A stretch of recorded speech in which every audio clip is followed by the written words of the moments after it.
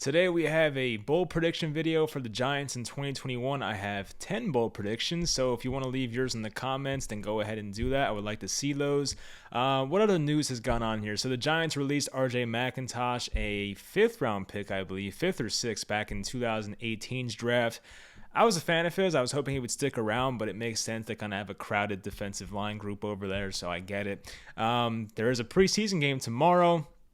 I was planning on streaming it, but I forgot we're having like a family party type thing, so I cannot do that. I'll try to stream the last game of the preseason. I think they play, it's either New England or Cleveland. I forget who it is, but they play like a Sunday game at like 6:30. I'll try to stream that one. It's the last preseason game, so hopefully I can get to that. No promises, but I'll keep you guys updated. But anyway, hopefully you guys enjoy this video, and let's get into it. So number one is one that I hope does not happen as a fan of this team, but just watching Jason Garrett's offense last year, I feel like it's a possibility, and plus the offensive line and their low expectations coming into this year. But number one is Freddy Kitchens is the offensive coordinator by the end of the season. So I think this one's possible, and I've said before in the past, I think that Jason Garrett's leash heading into 2021 will be very short. If the Giants struggle the first 3-4 games, he might be out of a job. And I think that Jason Garrett was more of a John Mara hire. Obviously, Joe Judge and Freddy Kitchens have that previous connection. I think Judge played for Kitchens back in like 2004. They have a long-time friendship, so I feel like that's more of a Joe Judge guy. And if Joe Judge is in fact running the show and being able to pick his own coaches, which is the way it should be, and Jason Garrett is underperforming as the offensive coordinator, then I don't see why Freddy Kitchens would not step in as the OC. I don't see the Giants going the entire 2021 season if Jason Garrett is the head of a bad offense. The Giants' offense was so bad last year. If Adam Gase wasn't there with the Jets, they probably would have been last in just about every category. So if the same thing happens this year, now based on the talent the Giants have, it won't be as bad as it was last year. They will be a little better. It just depends how much better. If they are the 28th ranked offense instead of like 15th, then you might see Jason Garrett out of a job. So I think there's a chance this one happens. Obviously, it's a bold prediction, so I don't know if it will happen, but there is a chance, in my opinion, based on what we saw last year from Jason Garrett's offense. Number two is more of a positive one. Xavier Mckinney is the best safety on the roster by the end of 2021. So if you guys have listened to me, I was a fan of the McKinney pick. I still have confidence he'll be a great player in this league. Unfortunately, he got hurt last year. I think he fractured his foot somewhere around this time last year. He came back for the final 6 or 7 games. Had some pretty good moments, had some rough moments. I think he could have played better in the Seattle game, plus the Baltimore game had some, plays in there I think he wishes he can get back. But in the final game of the year against the Cowboys, I know it's Andy Dalton and whatnot, not Dak Prescott, but he looked a lot better in that game, and hopefully that kind of transfers into next year. I like Jabril Peppers, I like Logan Ryan, but I think Xavier McKinney can just be better than those guys. Not saying the other two are not good, but McKinney has the versatility, he has the speed, he can cover any position basically. Like, I feel like he can cover a slot receiver and a tight end. He's very unique in that matter. He's all over the field, always around the ball. I have confidence he'll be a good player. Of course, the health is the main thing. Can he stay on the field for 16, 17 games? We'll find out. So I think by the end of the year, I know it's an opinion type thing, but any logical person will be able to say that Xavier McKinney is the best safety on this Giants roster by the end of next season. Number 3 for me is that Ifeadi Odenigbo has 6+ sacks here in 2021. So if you followed me after the signing, I said I was a fan of this move. It was a 1-year, $2.5 million deal, so our expectations can't be through the roof, but I think he'll actually have a productive year here. So the problem is that he's always been a down defensive lineman. He's never played outside linebacker in a 2-point stance, so there's a bit of a transition for him, but I do think he has the speed, the athleticism, the agility, the burst to play outside linebacker. I don't really have a concern about that. There may be a bit of a learning curve. Hopefully he fixes that all in the preseason, and by week 1 he'll be ready, but I think it's possible. He once had 7 sacks back in 2019, I believe. He had 4 last year, which was considered a down year. I think he could be this year's Kyler Fackrell. Now, Fackrell had a good first half, got injured in the second half. Hopefully, Odenigbo can stay healthy for a full season.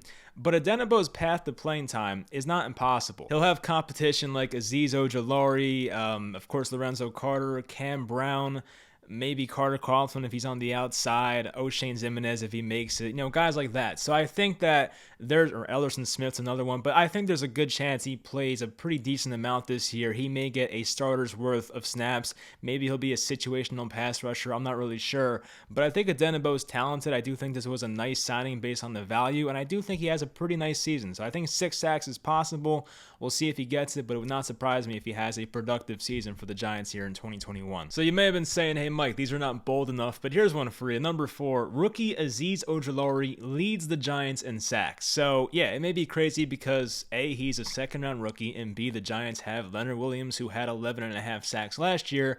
But let's not forget who Leonard Williams was up until last year. So Leonard Williams, from his rookie season to 2019, averaged 3.5 sacks per year. Now, Patrick Graham's defense definitely helps him. He had his best year. Hopefully he continued to do that. But I'm a big fan of Ojulari. I think he'll be on the field a ton this year. I think his playing time will increase as the weeks go on. He'll be good enough against the run to be out there on early downs. Plus, he'll be out there on third downs, of course. So Ojulari has the incredible bend. He's a great athlete, good speed rusher, can beat these tackles to the outside and kind of push the pocket in. And I feel like he'll get there a good amount of times. I don't know if that number is going to be, 6, 7, 8 sacks, whatever it is, but I do feel he'll have a lot this year. So I'll go with Ojulari to lead the Giants in sacks. Maybe that'll be totally wrong, but I do think it's possible. It could happen. I think he'll be on the field enough. I do believe in the talent of Azeez Ojulari. So with those factors being into it, I think there's a chance he leads the Giants in sacks for the 2021 season. Number 5, and this would be huge for the Giants' success in 2021 if it does in fact come to fruition, left tackle Andrew Thomas makes the Pro Bowl. So last year I predicted that James Bradbury was going to make it. That one happened. I hope this one happens because the Giants need it more than anything. I was a big believer in Andrew Thomas coming into last year. He was like my 1B next to Jedrick Wills last year. I had him 1A and then, Thomas 1B. But I'm still a big believer in Andrew Thomas's talent level. I know last year he had to get the surgery, was not playing healthy the entire year, not to make an entire excuse for how he played. But still, I think he showed enough good last year playing on a bum foot or ankle to show us that there is a chance this guy can be elite. So he had about a handful of games where he played out of his mind. He was great. And then a handful of games where he was atrocious and possibly the worst left tackle in football. And then the in-between games for the rest of them. So I think Andrew Thomas showed us enough. I know that the Giants offense is not projected to be that great this year, but if Andrew Thomas can hold down his position at left tackle, that would help a ton, and I do think he can do it. Obviously, I wish he had a great left guard next to him, but that's probably not going to be the case. Whether it's Shane Lemieux or Will Hernandez, we'll find out. But I will say, there's a hint coming up later. I think Will Hernandez might have a pretty good year for this team, so I will, kind of spoil a future bowl prediction. But still, I think Andrew Thomas will have a great year for this team. I have confidence in him and McKinney, and that would be great considering both guys were top 2 picks for this team in the 2020 draft last year. Number 6 is that guard, whether he's a left guard or right guard. I think he'll be a left guard if I had to guess. We'll find out. But I think Will Hernandez has a good year for the Giants in 2021 and earns a second contract. Now, I'm not going to specify what type of contract I expect. I think it would be more of a prove-it deal. So if he has a good year this year, it might be a 1-year prove-it deal for 2022. But I do ultimately believe he earns a second contract here for the Giants. So I've always been a sucker for Will Hernandez. I was a huge fan of his draft pick coming out of UTEP. I was tweeting about it at the time back when I had no followers. I still don't have many, but still, I was tweeting draft Will Hernandez. You need to take this guy. And he started out his first year showing promise. Year 2 went, kind of regressed a bit. And then last year was a very odd year for him. So his first 2 years, he played over 1,000 snaps in 2018 and 2019. That's a lot of snaps. Last year, it dropped to 525. This is based on PFF. So, he played half of his usual snaps last year. He got COVID somewhere around mid-season, and then Shane Lemieux took his spot, and he kind of never got it back. He went in there sometimes late in the season, but for a majority of the time, it was Shane Lemieux getting the starter's worth of snaps there at left guard. So for some reason, I can't just I can't move on from Will Hernandez. Some people have this problem with Evan Engram. I kind of stopped buying into Engram. I still like him, but I stopped buying into Engram last year. I think 2019 was the last time I bought into Engram having a great year. But for Will Hernandez, I still can't move on yet. I'm going to go out there and say Will Hernandez has himself a good year in year 4 for the Giants. Apparently, he's in great shape. I've seen, workout videos of him. He looks good so far. So hopefully this is the year that Will Hernandez really makes himself a starting caliber left guard in this league, and hopefully he does not get benched like last year. I know it was due to COVID, but I hope he makes himself, play at such a high level that it makes it impossible for the Giants to take him off the field. And with Zach Fulton now retiring, it makes the chances of Will Hernandez, playing as a starter even more likely. So I think it's possible it happens, and hopefully for our sake and the offensive line's sake, that Will Hernandez has himself a good year for the Giants coming up this year. Number 7 is Darby Jackson has at least 3 interceptions and has a tremendous season overall. So Jackson signed a 3-year, I think it was $39 million contract with the Giants, which seemed like a lot. I thought it could be a 1-year prove-it deal. He got 3 years, $39 million. I forget how much is guaranteed, but it's a pretty big investment for a cornerback too, which I still think is a very valuable position, so it's no problem with me. But the problem is that he's had a lot of injuries the past couple years. So based on his snap counts, he played over 1,100 snaps as a rookie, 959 in his second year, 788 in 2019, and then dropped all the way to 218 snaps played in 2020. So he's definitely been trending in the wrong direction since entering the NFL. But so far out of camp, all the reports are that Darby Jackson looks great. He's in awesome shape. He's been playing great football. And I think next to James Bradberry, this guy will have a really good season. Now, he has to cover wide receiver 2s most likely, unless they each play on one side of the field. But I feel like, maybe sometimes Bradberry will travel with the wide receiver 1, and maybe you have Adoree with the wide receiver 2. Either way, I think he'll hold his own, and he'll have a really good year. I think Darby Jackson is a great signing for this team. It all depends on health, of course, but looking at it right now, I think it's going to be a good move. And if you have 2 really good cornerbacks, it makes your defense so much better. So Darby Jackson will be a good signing for this team as long as he's healthy. And obviously I can't predict that, but I think if he does play this year and plays majority of the season, he'll have himself a tremendous year. Number 8 is that Danny Shelton, the nose tackle filling in for Dalvin Tomlinson this year, outplays his contract by a significant amount, has 60+ tackles combined, of course, and 10+ pressures. So Danny Shelton's contract was a 1-year deal. His cap hit is less than $1 million. I mean, just tremendous value for who I think is a good football player. And I don't know why he took such a low amount of money. I have no idea what the answer is with that one. I don't know if other teams wanted him or not. But just 2 years ago, this guy was a really good football player for the New England Patriots, of course. They run a similar scheme, a 3-4 as well. His numbers were he had 61 combined tackles in 2019. That was a career high for him, a career high 3 sacks. He had 31 assists, 2 tackles for loss, 6 quarterback hits, which was tied for a career high. He had a very good year for the Patriots back in 2019.